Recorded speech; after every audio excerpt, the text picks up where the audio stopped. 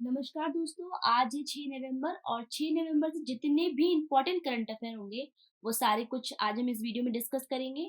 और साथ ही इस वीडियो के लास्ट में मैं आपसे एक सवाल पूछूंगी जिसका सबसे पहले सही जवाब देने पर आपको एक मनी प्राइज दिया जाएगा। तो रिक्वेस्ट है आपसे कि वीडियो को अंत तक जरूर देखें और क्वेश्चन का आंसर जरूर कमेंट करें। तो चलिए शुरू करते हैं और हमारा आज का पहला करंट अफेयर है, हाल ही में विश्व जेलीफिश दिवस कब मनाया गया? तो विश्व जेलीफिश दिवस जेलीफिश के बारे में लोगों को जागरूकता फैलाने के लिए प्रत्येक वर्ष 3 नवंबर को विश्व जेलीफिश दिवस मनाया जाता है। जेलीफिश जो है ये समुद्र के पारिस्थितिक तंत्र को बनाए रखने में एक महत्वपूर्ण भूमिका निभाती है और साथ ही समुद्र को स्वस्थ बनाए रखती है। इसीलिए इसके महत्व को बताने के लिए प्रत्येक वर्ष 3 नवंबर को विश्व जेलीफिश दिवस मनाया जाता है। अब इस मंथ के कुछ और इम्पोर्टेंट डेज को रिवाइज कर लेते हैं। जैसे 1 नवंबर को मनाया गया है विश्व शाकाहार दिवस और मध्य प्रदेश, छत्तीसगढ़, हरियाणा, कर्नाटक और केरल का स्थापना दिवस भी होता है 1 ही नवंबर को दिवस। 2 नवंबर को मनाया गया है पत्रकारों के खिलाफ अपराधों के लिए दंड समाप्त करने हेतु अंतर्राष्ट्रीय दिवस। तो ये थे हमारे अब तक के नवंबर के इम्पोर्टेंट डेज। अगला है एशियाई शूटिंग चैंपियनशिप 2023 में ऐश्वर्य प्रताप सिंह तोमर ने कौन सा पदक जीता है? तो कल ही मैंने आपको बताया था कि एशियाई शूटिंग चैंपियनशिप 2023 सबसे इम्पोर्टेंट अपने दिमाग में ये क्लिक होना चाहिए कि चैंपियनशिप आयोजित कहाँ हो रही है। ये चैंपियनशिप आयोजित की जा रही है रिपब्लिक ऑफ कोरिया के चांगवोंग शहर में। और हाल ही में इस चैंपियनशिप में ऐश्वर्य प्रताप सिंह तोमर ने पुरुषों की 50 मीटर राइफल 3P स्पर्धा में जीता है स्वर्ण पदक। तो ऐश्वर्य प्रताप सिंह तोमर ने क्या जीता है? एशियाई शूटिंग चैंपियनशिप 2023 में स्वर्ण पदक। ये है ऐश्वर्य प्रताप सिंह तोमर और इन्हीं ने जीता है एशियन शूटिंग चैंपियनशिप 2023 में भारत के लिए स्वर्ण पदक। और इसी एशियाई निशानेबाजी चैंपियनशिप 2023 में जाहिद हुसैन ने रजत पदक जीता है। पैरा एशियन गेम्स 2023, अब ये दिमाग में आना चाहिए आपकी कि पैरा एशियन गेम्स 2023 कहाँ आयोजित किए गए? तो ये आयोजित किए गए थे चीन में भारत ने कुल 111 पदक जीतकर पदक तालिका में 5वां स्थान बनाया है। पैरा एशियन गेम्स 2023 में निशात कुमार ने पुरुषों की हाई जंप T47 स्पर्धा में स्वर्ण पदक जीता है और पैरा एशियन गेम्स 2023 में शूटर अवनी लेखरा ने जीता है स्वर्ण पदक। अगला है वर्ष 2023 के लिए ब्रिटिश अकादमी पुस्तक पुरस्कार से हाल ही में किसे सम्मानित किया गया है? तो 2023 के ब्रिटिश अकादमी पुस्तक पुरस्कार से सम्मानित किया गया है भारतीय मूल की लेखिका नंदिनी दास को। नंदिनी दास को उनकी पहली पुस्तक courting India, England, Mughal India and the original of empire के लिए 2023 का ब्रिटिश अकादमी पुस्तक पुरस्कार से सम्मानित किया गया। तो सही आंसर है इसका नंदिनी दास। ये है भारतीय मूल की लेखिका नंदिनी दास। अच्छा, भी दूसरे रोहिणी नैयर पुरस्कार से हाल ही में दीनानाथ राजपूत को सम्मानित किया गया है। नीता अंबानी को परोपकारी कार्यों के लिए 2023 USISPF ग्लोबल लीडरशिप अवार्ड मिला है। बिहार केसरी पुरस्कार से खान सर को सम्मानित किया गया। हार्वर्ड लॉ स्कूल के वैश्विक नेतृत्व पुरस्कार से हाल ही में DY चंद्रचूड़ को सम्मानित किया गया और यूरोपीय संघ के सखारोव पुरस्कार 2023 से जीना महसा अमीनी को सम्मानित किया गया और rocketry the Nambi effect film को सर्वश्रेष्ठ फिल्म का राष्ट्रीय फिल्म पुरस्कार मिला। तो ये हमने कुछ अवार्ड को रिवाइज किया। अगला है कोलकाता के राजभवन में प्रतिष्ठित सिंहासन कक्ष का नाम बदलकर किसके नाम पर रखा गया है? तो कोलकाता के राजभवन में प्रतिष्ठित सिंहासन कक्ष जो ब्रिटिश मुगल की भव्यता का प्रमाण है का अब नाम बदल दिया गया है और उसका नाम रखा गया है हमारे देश के पहले उप प्रधानमंत्री और गृह मंत्री के नाम पर। तो कौन है हमारे देश के पहले उप प्रधानमंत्री और गृह मंत्री? तो वो है सरदार वल्लभ भाई पटेल। तो उस प्रतिष्ठित सिंहासन कक्ष का नाम बदलकर रखा गया है सरदार वल्लभ भाई पटेल एकता कक्ष।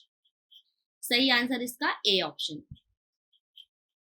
अगला है आवारा कुत्तों की नसबंदी करने वाला दुनिया का पहला देश हाल ही में कौन सा बना? तो हाल ही में आवारा कुत्तों की नसबंदी करने वाला दुनिया का पहला देश बना है भूटान। भूटान ने आवारा कुत्तों की जनसंख्या को नियंत्रित करने के लिए 14 साल के कुत्तों की नसबंदी करने का अभियान चलाया। तो सही आंसर इसका भूटान। तो ये है मैप में भूटान। भूटान की राजधानी है थिम्पू।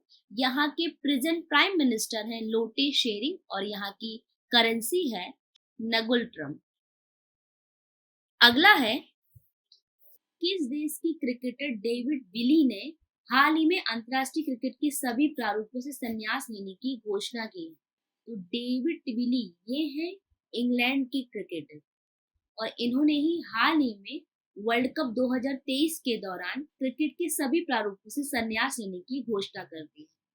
ये है इंग्लैंड के क्रिकेटर डेविड विली और इन्हीं ने अभी हाल ही में क्रिकेट के सभी प्रारूपों से संन्यास लेने की घोषणा कर दी।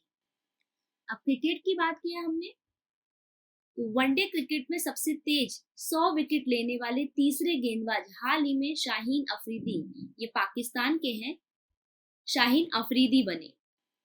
बीसीसीआई द्वारा भारतीय महिला क्रिकेट टीम के मुख्य कोच के रूप में अमोल माजूमदार को नियुक्त किया गया। वनडे क्रिकेट में सबसे तेज 2000 रन बनाने वाले खिलाड़ी शुभमन गिल बने। विराट कोहली इंटरनेशनल क्रिकेट में सबसे तेज 26,000 रन बनाने वाले बल्लेबाज बने। इंग्लैंड के पूर्व कप्तान एलिस्टर कुक ने भी हाल ही में संन्यास की घोषणा की और ये डेविड विली भी इंग्लैंड के ही हैं। और वनडे विश्व कप में सबसे तेज 1000 रन बनाने वाले दुनिया के पहले खिलाड़ी डेविड वार्नर बने। अगला है, उत्तराखंड महोत्सव 2023 का आयोजन हाल ही में कहाँ शुरू हुआ? तो उत्तराखंड महोत्सव 2023 इसका आयोजन किया गया है उत्तर प्रदेश की राजधानी लखनऊ में। उत्तराखंड महापरिषद लखनऊ द्वारा आयोजित 10 दिवसीय उत्तराखंड महोत्सव 2023 का शुभारंभ 31 अक्टूबर से शुरू हुआ और ये 9 नवंबर तक चलेगा। यह महोत्सव पंडित गोविंद बल्लभ पंत पर्वतीय सांस्कृतिक उपवन गोमती तट उत्तर प्रदेश की राजधानी लखनऊ में आयोजित हो रहा है और इसका शुभारंभ उत्तराखंड के सीएम पुष्कर सिंह धामी ने किया। तो सही आंसर इसका लखनऊ। ये क्वेश्चन बहुत ही इंपॉर्टेंट है क्योंकि ये कंफ्यूज करने के लिए दिया जाएगा, क्योंकि इसका नाम क्या है उत्तराखंड महोत्सव 2023। तो ऑप्शन ऐसे होंगे और आपको लगेगा भी कि उत्तराखंड महोत्सव है तो उत्तराखंड के किसी जिले में हो रहा है, लेकिन नहीं, ये हो कहाँ रहा है, उत्तर प्रदेश की राजधानी लखनऊ में। तो कंफ्यूज करने की दृष्टि से क्वेश्चन इंपॉर्टेंट हो जाता है। तो याद रखिएगा, उत्तराखंड महोत्सव 2023 का आयोजन किया गया है लखनऊ शहर में। अगला है, क्रिकेट के भगवान कहे जाने वाले पूर्व क्रिकेटर सचिन तेंदुलकर की प्रतिमा का अनावरण हाल ही में कहाँ हुआ? तो क्रिकेट के भगवान कहे जाने वाले पूर्व क्रिकेटर सचिन तेंदुलकर की प्रतिमा का अनावरण हाल ही में किया गया है मुंबई के वानखेड़े स्टेडियम में। सही आंसर इसका वानखेड़े स्टेडियम, मुंबई। अगला है, नई दिल्ली में किसके द्वारा वर्ल्ड फूड इंडिया 2023 का उद्घाटन किया गया? तो नई दिल्ली में वर्ल्ड फूड इंडिया 2023 का उद्घाटन किया गया है हमारे पीएम नरेंद्र मोदी के द्वारा। पीएम मोदी के द्वारा वर्ल्ड फूड इंडिया 2023 का उद्घाटन किया और उन्होंने इस प्रदर्शनी का अवलोकन भी किया। इस आयोजन का प्राथमिक उद्देश्य भारत को दुनिया की फूड बास्केट के रूप में प्रस्तुत करना है और वर्ष 2023 को अंतर्राष्ट्रीय पोषक अनाज वर्ष के रूप में मनाया है। तो सही आंसर इस क्वेश्चन का नरेंद्र मोदी। अब पीएम मोदी की बात की है हमने, तो पीएम मोदी के द्वारा चित्रकूट के श्री तुलसी पीठ में अष्टाध्यायी भाष्य, रामानंदाचार्य चरित्रम और भगवान श्री कृष्ण की रासलीला पुस्तकों का विमोचन किया गया। गोवा में आयोजित 37वीं राष्ट्रीय खेलों का उद्घाटन पीएम मोदी के द्वारा किया गया। भारत की पहली क्षेत्रीय रेल रैपिडेक्स का उद्घाटन पीएम मोदी के द्वारा किया गया। पीएम मोदी ने आकांक्षी ब्लॉक के लिए संकल्प सप्ताह कार्यक्रम का शुभारंभ किया। नई दिल्ली में नरेंद्र मोदी द्वारा प्रधानमंत्री विश्वकर्मा योजना का शुभारंभ किया गया और पीएम मोदी के द्वारा अमेरिका के राष्ट्रपति को गणतंत्र दिवस 2024 के समारोह में मुख्य अतिथि के तौर पर आमंत्रित किया गया। अगला है, किस राज्य सरकार द्वारा अबुआ आवास योजना के तहत बेघरों के लिए 8 लाख घर बनाए जाने की घोषणा की गई? तो हाल ही में अबुआ आवास योजना के तहत 8 लाख बेघर परिवारों को घर दिए जाने की घोषणा की गई है झारखंड सरकार द्वारा। सही आंसर इसका झारखंड। तो ये है मैप में झारखंड। झारखंड की राजधानी है रांची। यहाँ के मुख्यमंत्री हैं हेमंत सोरेन और यहाँ के राज्यपाल हैं सीपी राधाकृष्णन। अच्छा, अभी हाल ही में झारखंड के मुख्यमंत्री ने महिला एशियाई चैंपियंस 2023 के लिए शुभंकर जूही का अनावरण किया। झारखंड में कर्मा पूजा त्योहार मनाया गया और भारत सरकार द्वारा झारखंड राज्य में ए हेल्प नामक कार्यक्रम की शुरुआत की गई। तो गाइस, ये था हमारा आज का सेशन। अब मैंने कल जो आपसे सवाल पूछा था उसे देख लेते हैं। कल मैंने आपसे पूछा था हाल ही में किसने 8वीं बार बैलोन डी ओर पुरस्कार जीता है? तो 8वीं बार बैलोन डी ओर पुरस्कार जीता है लियोनेल मेसी ने। लियोनेल मेसी अर्जेंटीना के दिग्गज फुटबॉलर हैं और इन्होंने 8वीं बार बैलोन डी ओर पुरस्कार जीता है। अब हमारा आज का क्वेश्चन, और हमारा आज का क्वेश्चन है हाल ही में टाटा रिन्यूएबल एनर्जी के एमडी और सीईओ कौन बने हैं? इसके ऑप्शन है रजनीश कुमार, मनमोहन पांडे या दीपेश नंदा या इनमें से कोई नहीं।